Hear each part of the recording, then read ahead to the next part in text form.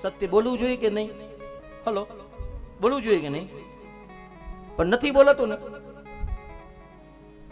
તપ કરવું જોઈએ ને. હા, કરો છો ને બધા તપ?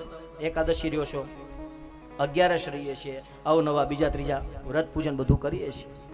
પણ એ બધું કરીએ છીએ પણ કેવું કરીએ છીએ? સગવડતા વાળું, અનુકૂળતા વાળું. ભગવાન વ્રત, જપ, તપ, પવિત્રતા આ બધી વસ્તુ એવી છે ત્યાં ભગવાન માધ્યમ, ભગવાન મુખ્ય છે. હા, 11 રહેવી એટલે ખાલી કઈ ભૂખ્યું રહેવું એવું એને કઈ મેનુ ચેન્જ થઈ જાય ને 11 નો કહેવાય. રોટલી ખાતા હતા એમાં થેપલા મીડા ખાવા, ફરાળી વઘારેલું ખાતા હતા એની જગ્યાએ બાફેલા બટેટા મીડા ખાવા. પાપડ ખાતા હતા એમાં બટેટાને વેફર શરૂ કરી, છાશ હતી ત્યાં દહીં શરૂ કર્યું.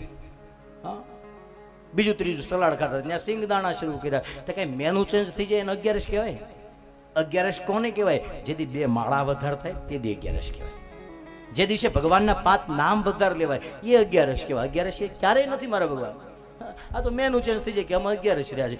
આ 11 નથી. 11 તો એ કહેવાય જેથી રીહ ન ચડે, જેથી ક્રોધ ન આવે, જેથી લોભ ન થાય, જેથી ભગવાનનું ભજન કરવાનું મન થાય, કોઈની ઉપર તમને કંઈ અભાવ અને કુભાવ ન જાગે. અને એટલા માટે એકાદશીનું વ્રત, ઉપવાસ, જપ, તપ, તીર્થ આ બધું શું છે મારા ભગવાન? એ જ છે જે તમને મને ભગવાન સુધી લઈ જાય.